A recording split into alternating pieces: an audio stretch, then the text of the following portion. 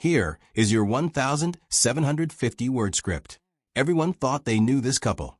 Every morning, millions of people turned on their televisions and saw two people sitting side by side, laughing together, finishing each other's sentences, making the whole country feel like everything was okay.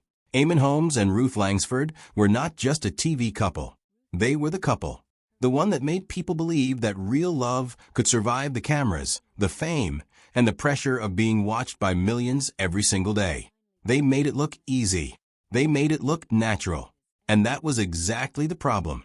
So when the divorce was announced, people were genuinely shocked. There were no warning signs.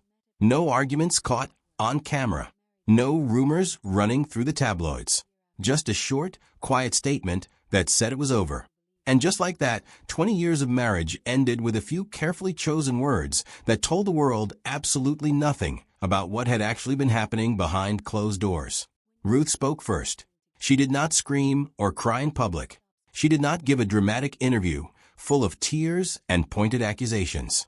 She simply presented herself as a woman who had tried her best, loved deeply, and was now moving forward with her head held high. And because Ruth had always been seen as the calm, organized, sensible one, people believed her without asking a single question. She became the woman the whole country felt sorry for. She became the one everyone admired for her grace and her quiet dignity in an impossible situation. And Eamonn said nothing. His silence felt strange to people watching from the outside. If he had nothing to hide, why was he not defending himself?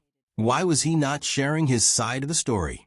The longer he stayed quiet, the more people assumed the worst. They decided that his silence was the same thing as guilt. They filled in the blanks themselves, and none of what they wrote in those blanks was kind to him. The court of public opinion delivered its verdict quickly, and Eamonn was not there to argue his case. But silence is not always guilt. Sometimes silence is survival. Eamonn knew exactly what would happen if he spoke too soon. Every word he said would be placed directly next to Ruth's version and judged against it. The tabloids would twist it. The headlines would frame it in whatever way sold the most copies that week. He had watched how the story was already being written without him, and he understood that jumping into the middle of it unprepared would only make things worse. So he waited, and while he waited, the world made up its mind about him without his input. People called him cold. They said he had emotionally checked out of the marriage years before it ended. Relationship experts who had never met him sat on morning television shows and explained exactly what his silence revealed about his character.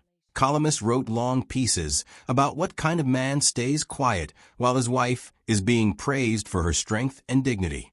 None of them knew what was actually happening inside that house, but all of them were absolutely certain that they did. What the public did not know was that Eamonn had been quietly falling apart long before the divorce was ever announced. His body had begun breaking down in ways that changed everything about his daily life. The pain started slowly, the way these things usually do. A little stiffness here, some discomfort there, the kind of thing you push through because you assume it will eventually pass. But it did not pass. It got worse. It spread. It took over his mornings, his evenings, his ability to move through the world the way he always had. Suddenly, simple things became difficult. Stairs, long days at work, sitting through a meal without mentally calculating the cost it would take on his body afterwards. He needed help with things he had spent his whole adult life doing without thinking twice. And needing help changed the shape of his marriage in ways that neither of them could have predicted when they first made their vows. Ruth stepped in. She drove him to appointments, managed his medications, handled his schedule, and made decisions about his care. To everyone looking in from the outside, this looked like devotion. It looked like exactly what a good partner is supposed to do when the person they love is struggling. And maybe that is truly how it started. Maybe at the very beginning, it really was just love expressed through action. But there is a thin line between caring for someone and controlling them. And that line becomes almost impossible to see clearly when you are the one being cared for. When you are exhausted and in pain and deeply grateful for every bit of help you receive, you do not always notice when help starts becoming something else. Slowly, The decisions that used to belong to Eamonn started belonging to someone else. Which events he could attend. Which phone calls were worth his energy. Which friends were allowed to visit, and for how long. Each choice Ruth made was explained in a way that sounded completely reasonable on the surface. He was tired. He needed rest. His health had to come first. And because the reasoning always made perfect sense, pushing back felt ungrateful. It felt like complaining about someone who was sacrificing so much just to take care of you every single day. He started editing himself without even realizing he was doing it. He stopped making phone calls when she was nearby. He stopped sharing opinions that might turn into long, draining conversations he no longer had the energy to get through. He retreated into whatever small spaces inside his own home still felt like they belonged to him. And even those spaces did not stay his for long. The walls of his world kept getting smaller, and the person standing at the center of that shrinking world was always Ruth. This is what slow control looks like. It does not arrive with threats or raised voices or obvious cruelty. It arrives quietly, wearing the face of concern and care. It uses your weakness as the door it walks through, and by the time you fully notice what is happening, you are already deep inside it with no clear or easy way out.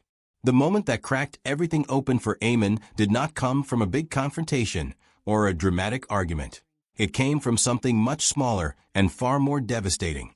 He overheard a phone conversation he was never meant to hear. Ruth was talking to someone, relaxed and comfortable in a way she rarely seemed around him anymore.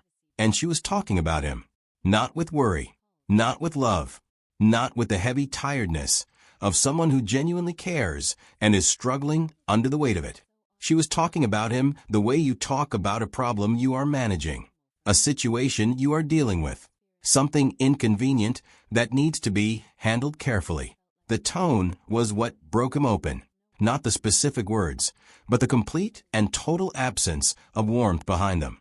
He sat very still and listened to his wife describe their shared life, and nothing she said matched the version of reality she showed him every single day.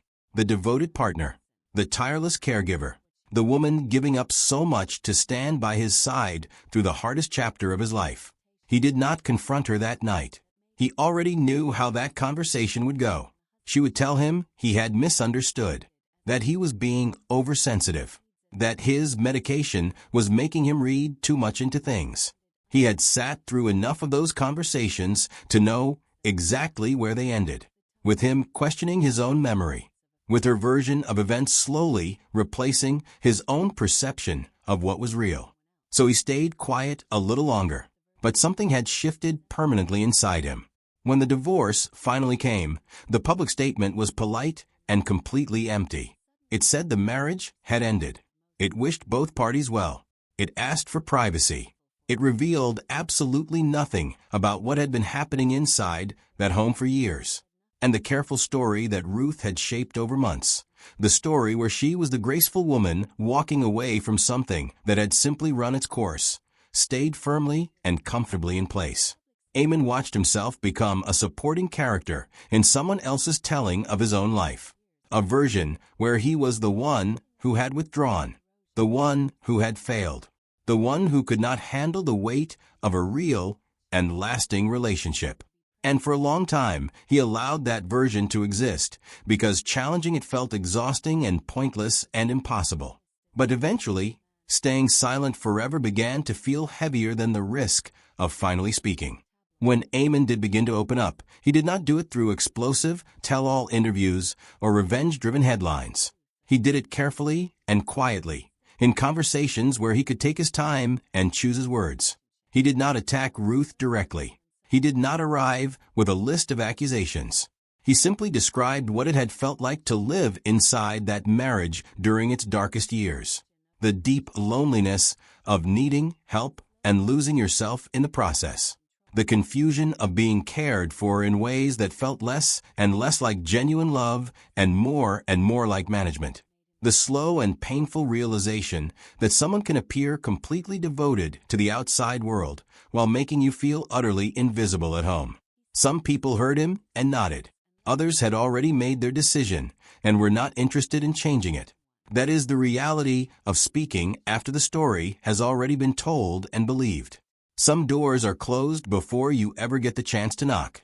But the truth does not need a unanimous vote to be real. What happened between these two people is bigger than one marriage or one divorce. It is a story about how quickly one person's version of events can become the only version the world is willing to accept.